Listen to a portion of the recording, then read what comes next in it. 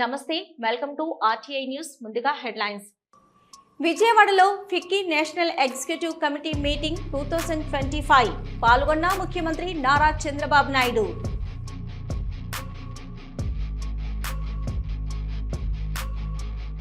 పోలవరానికి పర్మిషన్లు అన్ని తెచ్చింది వైఎస్ఆర్, బిల్డప్ ఇస్తుంది చంద్రబాబు. మాజీ మంత్రి బుగ్గన రాజేంద్రనాథ్ రెడ్డి విసురులు. వైఎస్ఆర్సీపీ అధినేత వైఎస్ జగన్ అధ్యక్షతన పార్టీ విస్తృత స్థాయి సమావేశానికి హాజరైన సీనియర్ నాయకులు. బీసీ సంక్షేమ శాఖ ఆధ్వర్యంలో హెచ్ఎండిఏ గ్రౌండ్లో బీసీ కుల వృత్తుల వస్తు ప్రదర్శన ప్రారంభించిన సీఎం భట్టి విక్రమార్క సహచర మంత్రులు. మాదక ద్రవ్య దుర్వినియోగం మరియు అక్రమ రవాణా వ్యతిరేక అంతర్జాతీయ దినోత్సవం పాల్గొన్న మంత్రి పొన్నం.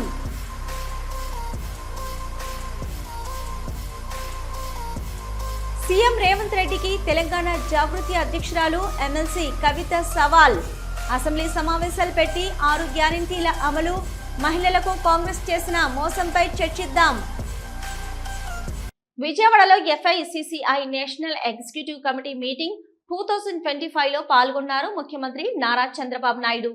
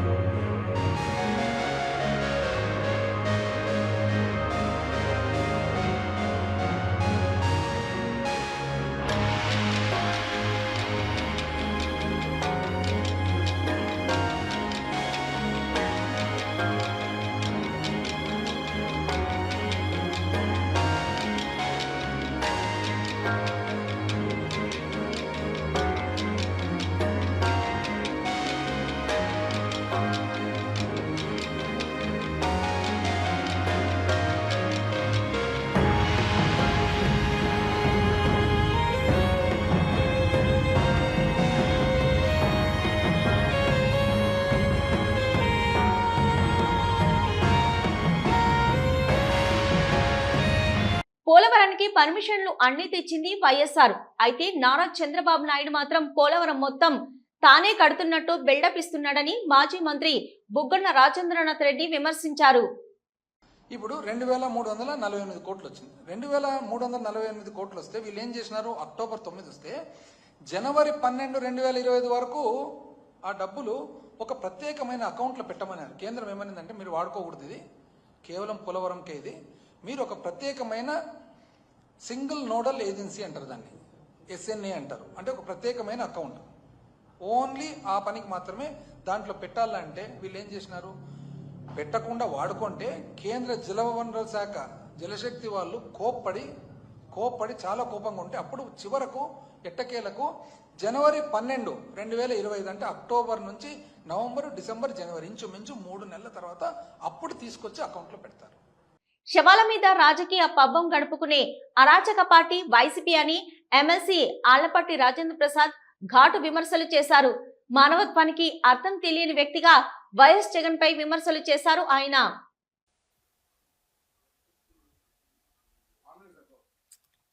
అందరికీ నమస్కారం.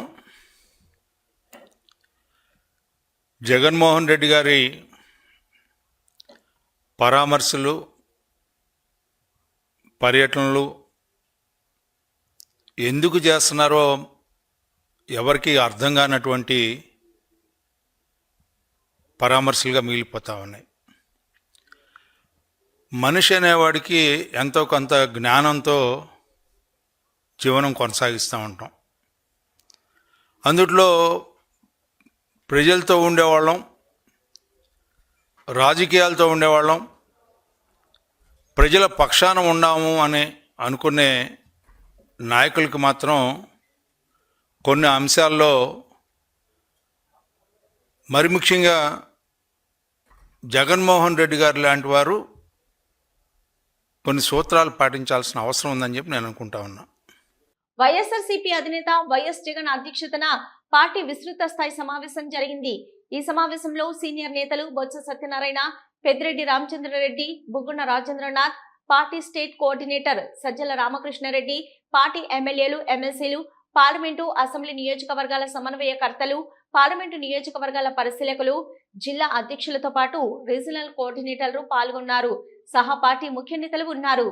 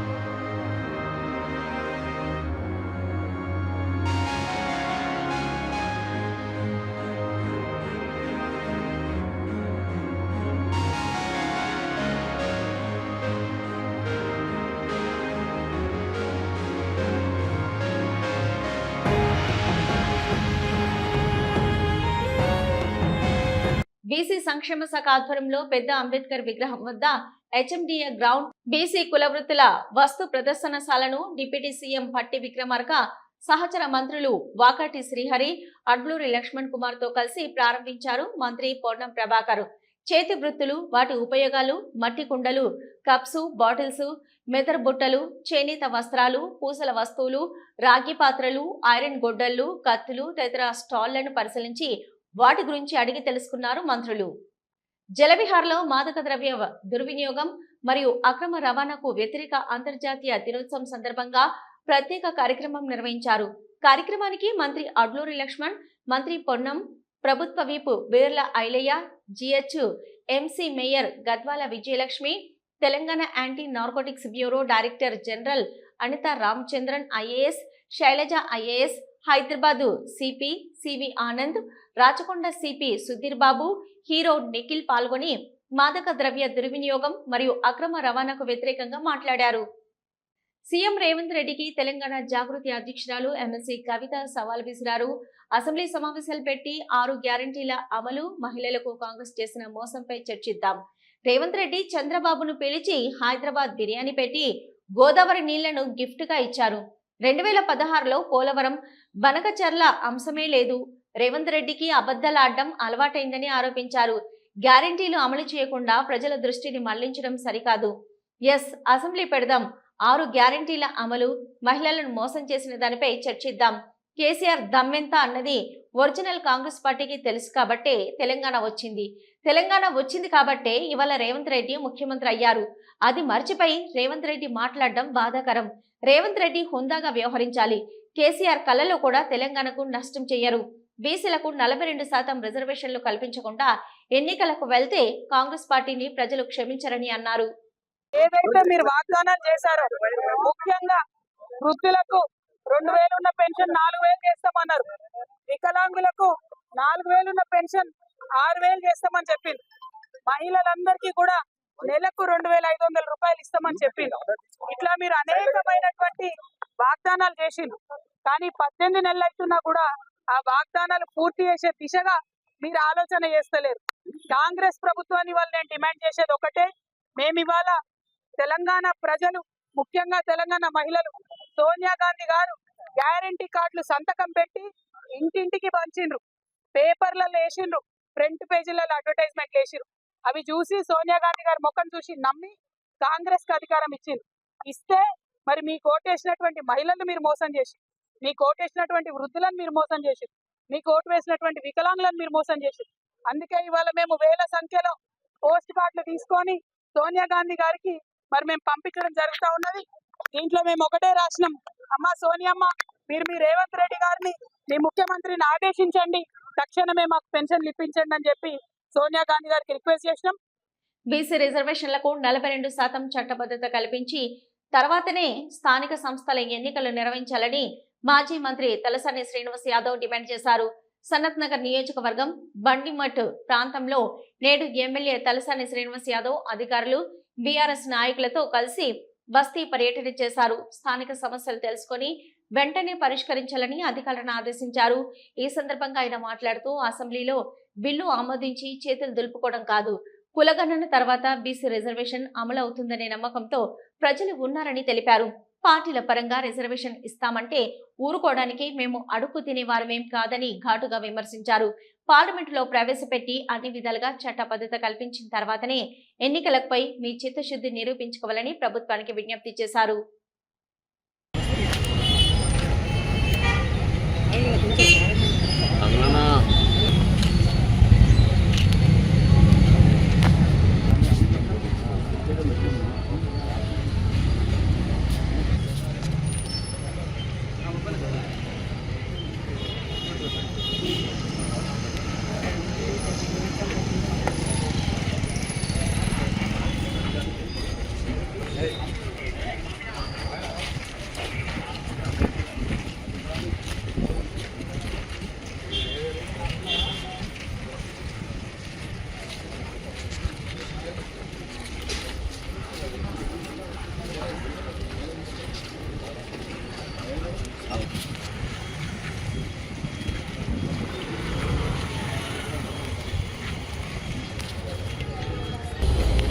అదేవిధంగా మన క్యాబినెట్లో కూడా ఏదో సూచాయంగా మాట్లాడేది.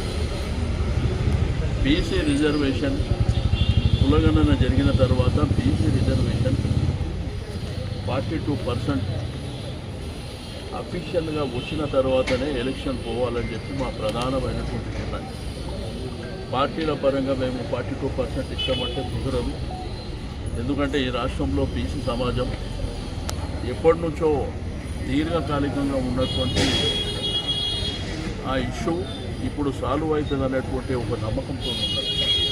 ఏదో అసెంబ్లీలో కూడా నేను చెప్పిన తూతూ మాత్రంగా తీర్మానం చేసి ఢిల్లీకి పంపించేసి మా చేతులు దొరుకుతుంటే కుదరదు అని చెప్పి నేను ఆ రోజు చెప్పిన సేమ్ అదే జరుగుతుంది. తిరుపతిలో లింగ నిర్ధారణ పరీక్షలు గుట్టు చప్పుడు కాకుండా నడుస్తున్నాయి. ఓ ప్రైవేట్ స్కానింగ్ సెంటర్ ఆధ్వర్యంలో స్టే హోమ్ లో చట్టవిరుద్ధమైన పనులు కొందరు ప్రైవేట్ డాక్టర్లు చేస్తున్నారు. తిరుపతిలో కొత్తగా స్టే హోమ్ లో గుట్టు చప్పుడు కాకుండా లింగ నిర్ధారణ పరీక్షలు జరిపినట్లు సమాచారం. గ్రామీణ ప్రాంతాల నుండి వచ్చే గర్భిణీలకు రహస్యంగా లింగ నిర్ధారణ పరీక్షలు నిర్వహించారు. సమాచారం తెలిసి స్టే హోమ్ పై జిల్లా వైద్య ఆరోగ్య శాఖ అధికారులు దాడి చేశారు. లింగ నిర్ధారణ పరీక్షకు వినియోగించే స్కానింగ్ పరికరాలను సీజ్ చేశారు. నిర్వాహకులను, ప్రైవేట్ ఆసుపత్రి సిబ్బందిపై పోలీసులు కేసు నమోదు చేసి అదుపులోకి తీసుకుని విచారిస్తున్నారు. తిరుపతిలోని స్కానింగ్ సెంటర్లపై జిల్లా వైద్య ఆరోగ్య శాఖ అధికారులు ప్రత్యేక నిఘా ఉంచారు.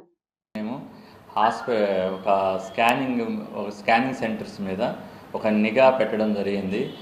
కొంత సమాచారం మేరకు చిత్తూరు డిస్ట్రిక్ట్ నుంచి కొంత ఇన్ఫర్మేషన్ రావడంతో డిఎంహెచ్ఓ సారు మమ్మల్ని ఒక ఆపరేషన్ స్కానింగ్ సెంటర్లో కొంతమంది పిసిఎన్డిటి యాక్ట్ మీద ఇల్లీగల్ యాక్టివిటీస్ చేస్తున్నారు, దీని మీద మీరు పోయి రైడ్ చేయమని మాకు ఆదేశించడం జరిగింది. మా టీము ప్లస్ చిత్తూరులో కొంతమంది వాలంటీర్ సహాయంతో ఈ యొక్క స్కానింగ్ సెంటర్ల మీద నిఘా పెట్టడం జరిగింది.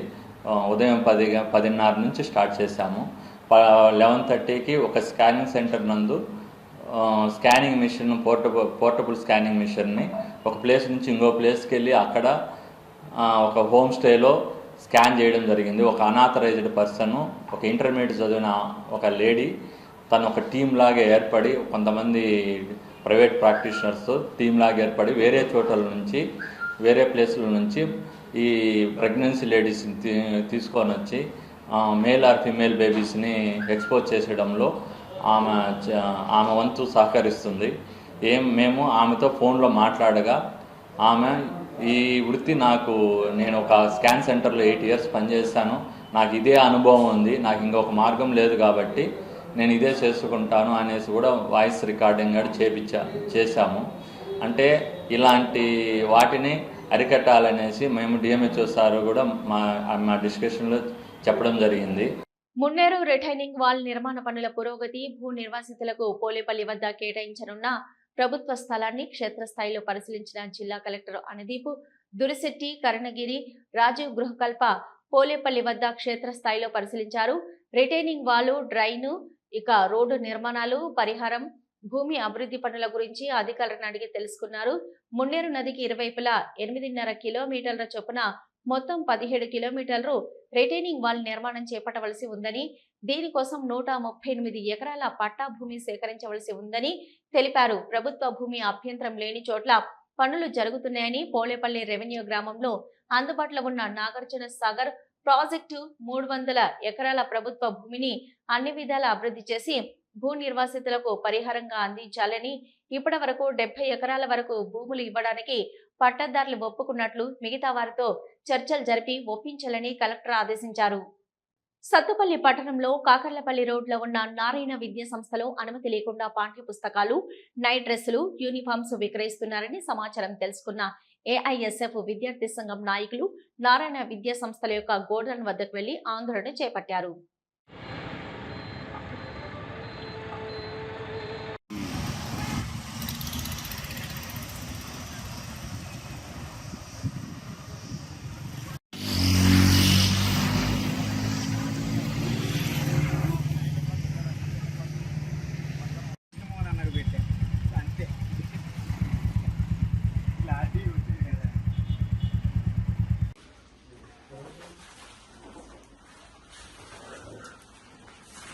ఈ పిల్లలు ఒక ఎంఆర్పి కూడా ఉంటుంది సార్, వీళ్ళమ్మే బుక్స్ ఒక బార్ కోడ్ కానీ ఒక బార్ కోడ్.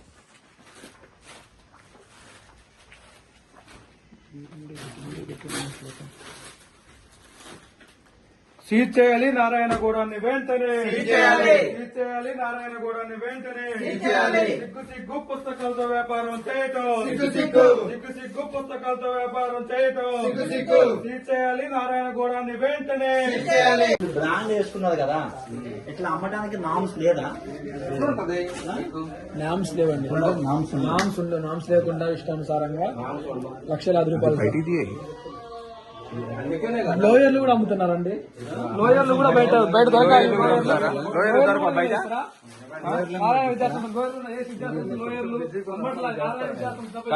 లోయర్లు కూడా బట్టల షాప్, బట్టల వ్యాపారం చేస్తున్నారు.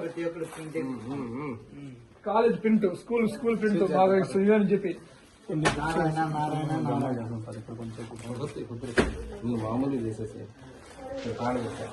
బ్రాండ్ వేసుకున్నారు కదా, ఇట్లా అమ్మడానికి నామ్స్ లేదా? నామ్స్ లేవండి, నామ్స్ లేకుండా ఇష్టానుసారంగా లక్షలాది రూపాయలు.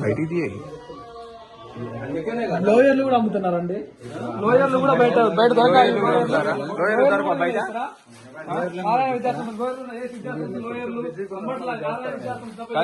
లోయర్లు కూడా బట్టల షాప్, బట్టల వ్యాపారం. మచిలీపట్నం పర్యటనకు వెళ్తున్న నారా లోకేష్ నిమ్మకూరులో ఎమ్మెల్యేలు వెనిగండ్ల రాము, వర్ల కుమార్ రాజా, తెలుగు తమ్ముళ్లు ఘన స్వాగతం పలికారు. ఎన్టీఆర్ స్వగృహం నిమ్మకూరులో ఎమ్మెల్యే వర్ల కుమార్ రాజాతో కలిసి పుష్పగుచ్చాలు అందిస్తూ లోకేష్ కు ఎమ్మెల్యే రాము స్వాగతం పలికారు. గజమాలలతో సత్కరించారు. నిమ్మకూరు ఆడపడుచులు మంగళ హారతులిచ్చారు. అందరూ బాగున్నారంటూ నిమ్మకూరు గ్రామస్తులు టీడీపీ శ్రేణులను లోకేష్ కుశల ప్రశ్నలు అడిగారు. చెయ్యి పట్టుకుంటూ భుజం తడుతూ ఎమ్మెల్యే రాము, కుమార్ రాజా నిమ్మకూరు గ్రామస్తులను ఆత్మీయంగా పలకరించారు. లోకేష్ వెంట ర్యాలీగా మచిలీపట్నం ఎమ్మెల్యేలు, తెలుగు తమ్ముళ్లు తరలి వెళ్లారు. నిన్న సీఎం నిర్వహించిన రైతు భరోసా కార్యక్రమంపై ప్రెస్ మీట్ నిర్వహించిన వికారాబాద్ మాజీ ఎమ్మెల్యే, బీఆర్ఎస్ పార్టీ జిల్లా అధ్యక్షులు డాక్టర్ మెతుకు ఆనంద్ పాల్గొన్న ముఖ్య నాయకులు. మీ పార్టీ వాళ్ళే చెప్తున్నారు మీటింగ్లలో రైతు భరోసా ఎగ్గొట్టి కాంగ్రెస్ గవర్నమెంట్ అని చెప్పి చర్చ నడుస్తుంది. ఇక రుణమాఫీ నీవు ఎంతో ధనంగా రుణమాఫీ చేస్తున్నావు మొత్తం తెలుసు. ఇది కేసీఆర్ గారు, కేటీఆర్ గారు చెప్పిరి, హరీష్ రావు గారు చెప్పిరి, మా లీడర్ చాలా మంది చెప్పిరి. ఏ గ్రామానికి పోదామప్పా? మీ సొంత ఊరు కొండారెడ్డిపల్లి పోదామా? మీ సొంత నియోజకవర్గము కొడంగల్ పోదామా? ఒక గ్రామం తీసుకొని 100% రుణమాఫీ అయ్యిందని చెప్పి నిరూపిస్తే మేము రాజకీయ సన్యాసం తీసుకుంటామని చెప్పి మా నాయకులు అందరూ చెప్పారు. తిరుమల శ్రీవారిని బుధవారం ఉదయం వీఐపీ బ్రేక్ సమయంలో పలువురు ప్రముఖులు దర్శించుకున్నారు. వైసీపీ ఎమ్మెల్సీ దువ్వాడ శ్రీనివాస్, దివ్యల మాధురి కలిసి దర్శనం చేసుకున్నారు. పలమనేరు ఎమ్మెల్యే అమర్నాథ్ రెడ్డి కుటుంబ సమేతంగా దర్శించుకున్నారు. వారికి వేరువేరుగా స్వామివారి దర్శనం అనంతరం రంగనాయకుల మండపంలో అర్చకులు వేద ఆశీర్వచనం అందించారు. టీటీడీ అధికారులు స్వామివారి తీర్థ ప్రసాదాలు అందజేశారు. ఇవి ఇప్పటివరకున్న ఆర్టీఐ న్యూస్. నమస్తే.